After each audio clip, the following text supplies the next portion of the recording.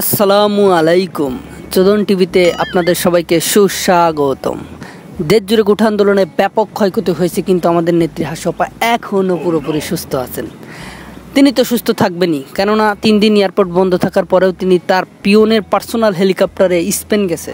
ও না, স্পেন নয়, একটু পরেই দেখি তিনি ব্রাজিল গেছেন। তার কয়েক ঘন্টা পরেই তাকে ইঁদুরের গর্ত থেকে কোনো ক্ষয়ক্ষতি ছাড়াই উদ্ধার করা হয়েছে। ইঁদুরের গর্তে কী করতে গিয়েছিল এখনও জানা যায়নি, আর হয়তো কোনো গোপন মিটিং করতে গিয়েছিল। মিটিংয়ে ঠিক কী কী হয়েছে আমরা জানি না। সে ঘটনায় জানতে আপনারা চোখ রাখুন আমাদের চোদন টিভিতে। এতক্ষণ আপনাদের সাথে ছিলাম ক্যামেরাম্যান আলীর সাথে আমি রিপোর্টার চোদন। চোদন টিভিতে চোখ রাখুন, অরিজিনাল নিউজ দেখুন। ভালো থাকবেন, সুস্থ থাকবেন, খোদা হাফেজ। আরে বন্ধু যখন বলায় আয় আমার দোকানের সামনে দিয়া, লম্বা কইরা হাইটা যায়, ফাইটা যায়, বুকটা ফাইটা যায়। আরে করতেছ নাকি? এক কাপ চা দেন। আরে হ ভাই, দেশের যে পরিস্থিতি, নেত্রী হাসপাকে নাকি ইঁদুরে করতে পাওয়া গেছে। হ ভাই, ওই চোদন টিভিতে তাই তো শুনলাম। লুকানোর জায়গা পেল না শেষমেশ ইঁদুরের করতে। না ভাই, সে কি লুকানোর মানুষ? হয়তো অন্য কোনো ব্যাপার স্যাপার আছে। হ ভাই, তল যে কোনো টানেল করার জায়গা দেখতে গেছে। আসসালামু আলাইকুম। আবারও চোদন টিভিতে আপনাদের সবাইকে স্বাগত। দেশের এই করুণ অবস্থাতে হেরিকেন দিয়েও খুঁজে পাওয়া যাচ্ছে না কোনো মানবতার ফেরিওয়ালাদের। আসলেও কি তারা দেশে আছে, নাকি হাসু আপার মতোই ইঁদুরের গর্তে গিয়ে লুকিয়েছে, নাকি তারা জুনিয়রের নুনুকাটা রাজ্যে আছে? আসলে তারা কোথায়? এদিকে সংসদপুরে ছাই, হাসু আপা লাইভে এসে বলল সংসদ লাগবে আগামীকাল গাছতলায়, কারণ গাছতলায় পুরার মতো কিছু নাই। গাছতলার সংসদ দেখতে আপনারা আমাদের চোদন টিভিতে সাবস্ক্রাইব করুন, চোদন টিভির পাশে থাকুন। এতক্ষণ আপনারা ক্যামেরাম্যান আলীর সাথে আমি ছিলাম রিপোর্টার চোদন। চোদন টিভি দেখুন, সুস্থ থাকুন, খোদা হাফেজ। আগামীকাল তারা আমাদের সংসদ পুড়িয়েছে, তাই আজ আমরা আমাদের সংসদ গাছতলায় এনেছি। আমরা চাইলে 7 স্টার হোটেলের অডিটোরিয়াম রুমেও সংসদ বসাতে পারতাম, বসাইনি কেন আপনারা জানেন? কেননা তারা সেখানেও আগুন দিতে পারত। তাই আজ আমাদের সংসদ এসেছে গাছতলায়। কাওয়া স্যার, এত সুন্দর আইডিয়া আপনার গোবর মাথায় কেমনে আসলো? আরে না না বোকা, এটা আমার মাথায় আসেনি, এটা আমাদের মাননীয় নেত্রী হাসু আপার মাথায় এসেছে। তাছাড়া আমার এই গোবর মাথায় কি এত সুন্দর আইডিয়া আসে? সেটা তো বুঝলাম কাওয়া স্যার, কিন্তু মহিলাদের শাড়ি পরে হাসু আবার চেয়ারে বসে কি করছেন? মাননীয় নেত্রী হাসু আপা আমাদের অনুমতি দিয়েছেন। আরে চা লাগে, চা, গরম গরম চা, চা, এই চা লাগে, চা।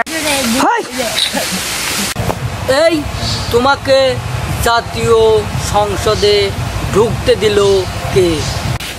জাতীয় সংসদ? কোথায় জাতীয় সংসদ? আর আপনিই বাকি লাগছে তো বেটা ছেলে, কিন্তু মাগি মানুষের ড্রেস পরে এখানে কি করছেন? তুমি ওনাকে চিনতে পারতো না? উনি তো আমাদের মন্ত্রী কাওয়া। ও, কালকে তো চোদন টিভিতে দেখলাম সংসদ গাছতলাতে আসবে, তাহলে এটাই কি সংসদ? কিন্তু আমি তো এখানে চা বিক্রি করি, কার অনুমতি নিয়ে আপনি এখানে সংসদ বসিয়েছেন? মাননীয় নেত্রী হাসু আপা আমাদের অনুমতি দিয়েছেন। তাহলে আপনিই বলেন এখন আমি চা বেচবো কোথায়? এখন থেকে তোমাকে আর চা বিক্রি করতে হবে না। গাছতলার সংসদে তোমাকে একটা সিট দেওয়া হবে। যে সংসদ গাছতলাতে বসে সে সংসদের সিট আমার লাগবে না। ঠিক আছে, তুমি তাহলে সাইডে বসে চা বিক্রি করো। আচ্ছা, তাহলে আমি ওনার কাছেই বসবো। মাননীয় কালপাট, আমার কিছু বলার আছে। চুল পাকনামি না করে বলে ফেলুন। কি বলবো, দুঃখের কথা। আমার একটা মেয়ে আছে, সেই ইডেন কলেজে পড়ে। সে ছাত্রীলীগ করে বলে দেশের সাধারণ রাজাকাররা তাকে ধরে নিয়ে তাহার মরিচ দিয়েছে। এখন সে মরিচের নাম শুনলেই ভয় পায়। মাননীয় কালপাট, আমার একটা কথা আছে। সময় অতি সীমিত, অতএব দ্রুত বলে ফেলুন। তার মেয়ের তো শুধু তলদেশে গুলমরিচ দিয়েছে, আর আমার ছেলেকে কি করেছে জানেন? আমার ছেলের ভবিষ্যৎ হাতে করে নিয়ে চলে গিয়েছে। বুঝলাম না, ভবিষ্যৎ হাতে করে নিয়ে যায় কিভাবে? আপনারা হয়তো কেউ কেউ চোদন টিভিতে দেখেছেন, জুনিয়রের ধন কেটে হাতে করে নিয়ে চলে গেছে তার রাজাকার বউ। সে আর কেউ নয়, সে আমার হতভাগা কুলাঙ্গার ছেলে।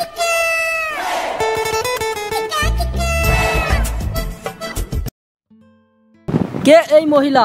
সংসদের মধ্যে কিভাবে এলো? কাউসার, উনি আমাদের নেত্রী হাসু আপু।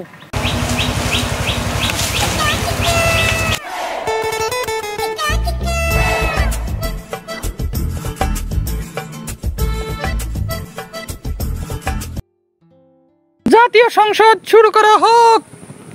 মাননীয় কালপাট, আমার কিছু কথা আছে। এই অসময়ে তুমি আবার কি বলতে চাও? মন্ত্রী, মাননীয় কালপাট, দেশের অসাধারণ আন্দোলনে আমার রেলের বিভিন্ন ভাঙা বগিগুলো পড়ে গেছে। আরো কিছু অচল রেল স্টেশনগুলো পুড়ে গিয়ে পানির সাথে মিশে গিয়ে বাতাসের সাথে উড়ে গেছে, যার আনুমানিক ব্যয় 500 কোটি টাকা। মেট্রো রেলে শুধু কি আমিই চড়বো, না সরকার চড়বে? সাধারণ জনগণই তো চড়বে। তাদের ভালো যদি তারা না বোঝে, তাহলে তাদের উপর কারপুজারি করা ছাড়া আমার কোনো উপায় নেই। আমি কিছু বলতে চাই মাননীয় কালপাট। সময় অতি সীমিত, অতএব দ্রুত বলে ফেলুন। এর আগের মিটিং এ আমি বলেছিলাম আমার 1000 কোটি টাকার ক্ষতি হয়েছে, কিন্তু সংসদ পুরার পরে সেটা হয়ে দাঁড়িয়েছে 1500 কোটি টাকা। মাননীয় মন্ত্রী, এই টাকা তোলার আইডিয়া আমার কাছে আছে, আপনি যদি চান তাহলে শোনাতে পারি। চুল পাকনামি না করে বলে ফেলুন।